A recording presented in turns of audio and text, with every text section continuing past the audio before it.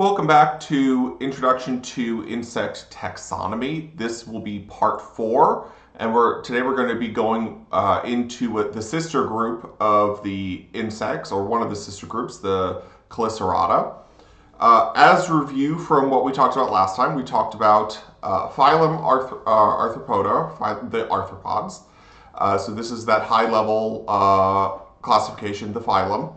And this is all animals with an exoskeleton and jointed appendages, hence the name arthropod, and joints. Let's say joints in their appendages. So those were two large groups. We had the Mandibulata. This was divided into two, what would you say, subphylums. This would be like subphylum level. We haven't gotten down to class yet, but you have things with mandibles, which are, mouth parts which move side to side, in and out.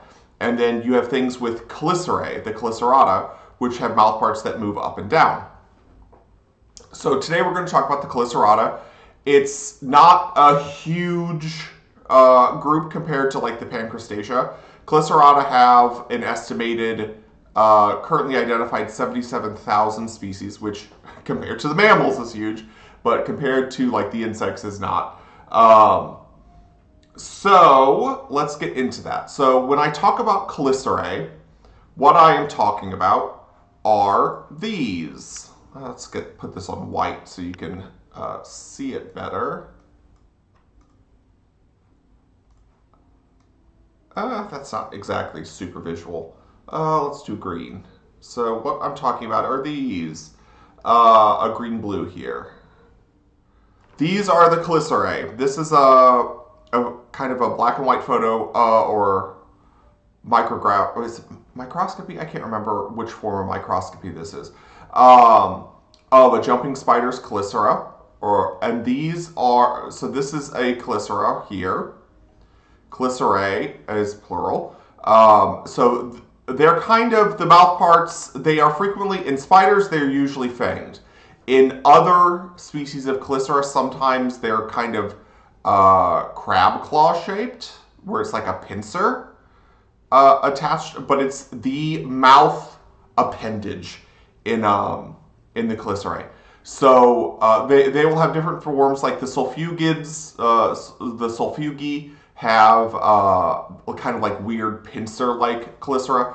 But yeah, so those on spiders, they have the fang, but the thing that the fang is attached to is the chelicera.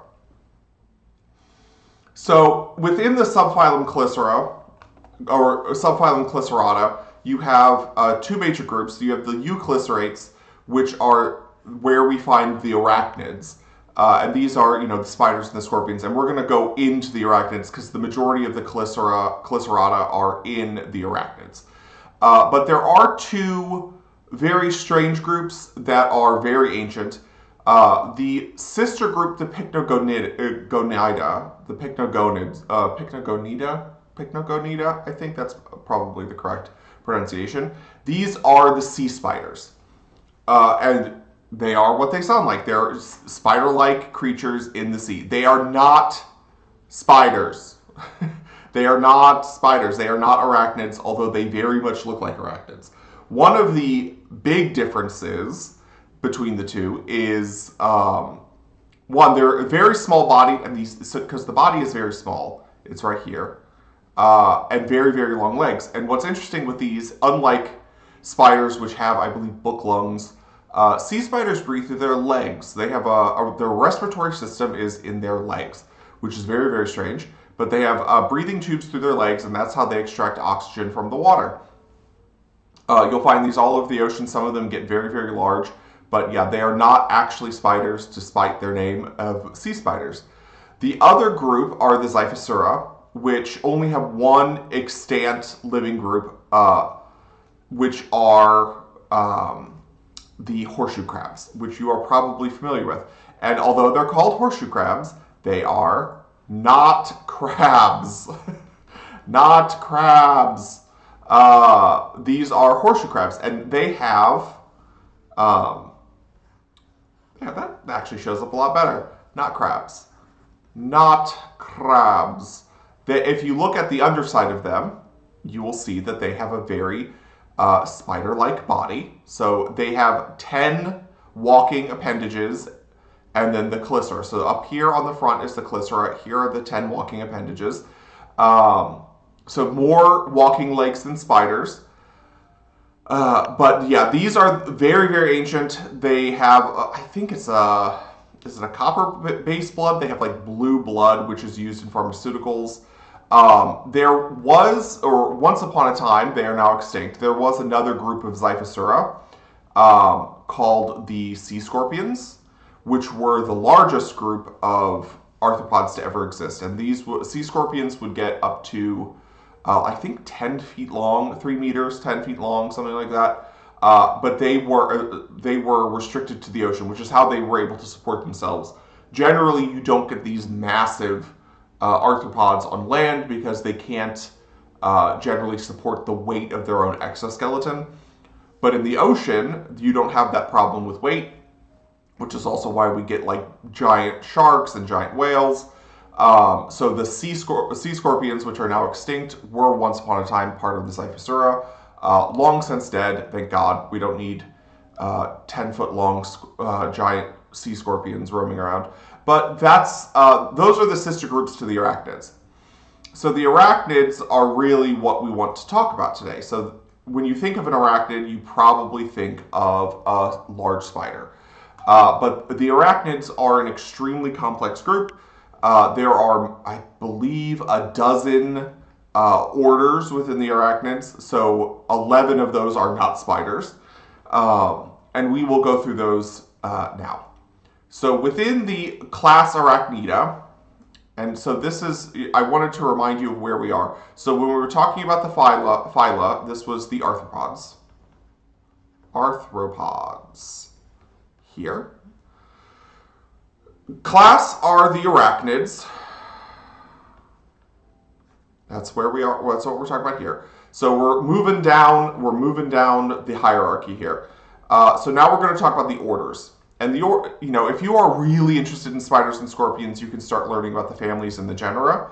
I am not interested, and so I've only really ever learned the orders. I know some of the families, but I was always more interested in insects, so I haven't spent that much time on the arachnids, but we will go over the major orders of the arachnids. So here are the 12, and we will go through photos of these because some of these you're going to be like, what? So these are the ones that you probably know. You probably know the Araneae. These are the spiders. And if I said Scorpiones, you could probably guess that those are scorpions. Acariformes and Parasitiformes are sometimes referred to generally as the Acari. These are the mites. The Acariformes are the ticks, and the Parasitiformes, or the Acariformes are the mites, the Parasitiformes are the ticks. So you are familiar with those. Apilianes are sometimes called the harvestmen, or the daddy long legs. So you know those guys. These are kind of the ones that you might not be more familiar with, although you've probably seen them before. The Rhicinulae, the Solifuges, the Pseudoscorpions, the Amblyopyge, things like this. So let's go through what they actually look like. You might recognize some of them. So, Araneae is the one that you definitely know. These are the spiders. There are obviously lots and lots of spiders, but they are all in the Araneae. So that's fairly easy to remember. The Amblyopygids are the tailless whip scorpions. Probably most famous, these tend to be cave dwellers, rock dwellers. Most famously, this was used in which one? The 4th Harry Potter movie, when they're explaining the unforgivable curses, and there's a weird creature on the table that they're casting spells on. That is an amblyopyge. The Europygi are the whip scorpions, which look very, very similar, but obviously have a tail. Sometimes these are called the vinegaroons. The vinegaroons are so they shoot a vinegar concoction from their tails as a defense mechanism. Very, very interesting. But again, you might recognize the body shape. You probably don't see a lot of them in person. A lot of these non-spider arachnids are fairly rare when we're not talking about like the mites and the ticks. Schizomida is a relatively, I think, elevated group. I did not originally learn about these when I was learning about arachnids, but these are the short-tailed whip scorpions. So they look just like or they look very, very similar to the Europygi, except for that they have these tiny little tails. You know the scorpions, the scorpiones. So the scorpions are defined by their stinging tail and their very large pedipalps. The pedipalps are these pincer appendages on the front of the body. And their cousins, the pseudoscorpions. So the difference being that the pseudoscorpions look like scorpions, but no tail. So, and these tend to be very microscopic. I've seen a lot of these over the years. They're frequently found in like soil and leaf litter, but they're very, very small. If you're not looking for them, you probably haven't seen them. Those of you who have been to the Middle East are probably familiar with the sulfugi. These are the camel spiders, or the sun spiders, and they have these enormous chelicerae on the front that are actually pincers and not fangs. And they can have a nasty bite, although I don't think they're particularly dangerous, or deadly, rather. The Rhicinulae are a small group of kind of pseudo-spiders, not particularly worth talking about, and they have, I mean, I don't think they've been seriously worked on since the early 1900s. You know the Apiliones. These are the harvestmen, or the daddy longlegs. Everyone has these around their garages or their basements, it seems. They are not, I don't know where this started, where it's like, they are the deadliest poison on earth. They're not. And I think the wives' tale is they're the deadliest poison on earth. They just can't bite you or whatever. They're not dangerous. You don't have to worry about them. And then the Palpagrani are the microscopic whip scorpions, or the micro whip scorpions. Very, very small, found in soil, things like that.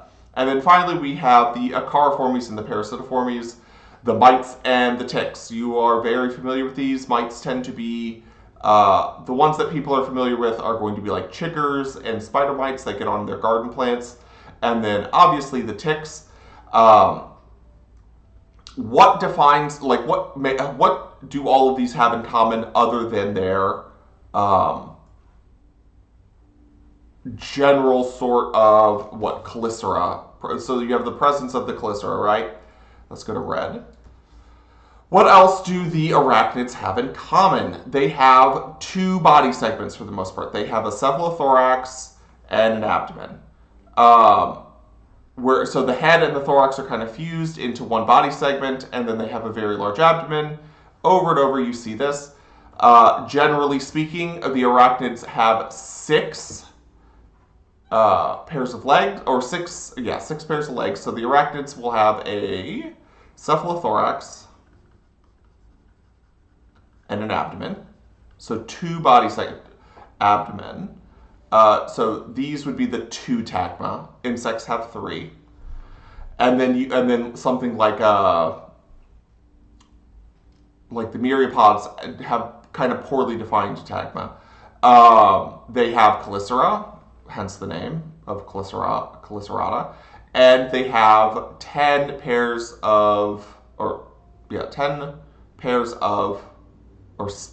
6 pairs, sorry. 6 pairs of appendages.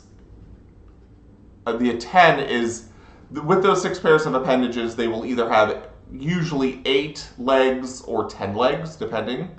But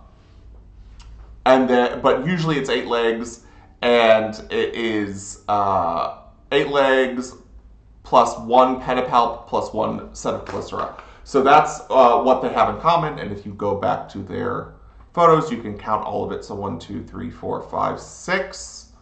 1, 2, 3, 4, 5, 6. Like, it's all the same sorts of things. So there you go. These are the Chelicerata. We're not going to be spending any more time on these Chelicerata, so next we're going to go over to the Mandibulata and first talk about the myriapods, which are the millipedes and centipedes. And we're just going to talk about that for one little thing, and then we're going to go and talk about the crustaceans and the insects, because that's what we're trying to get into. But it's important that you understand, the higher level classification, what all of these have in common, so that when you're looking at an insect or a crustacean or whatever, you don't get it confused with something else. And with that, I'll talk to you guys later. Thanks.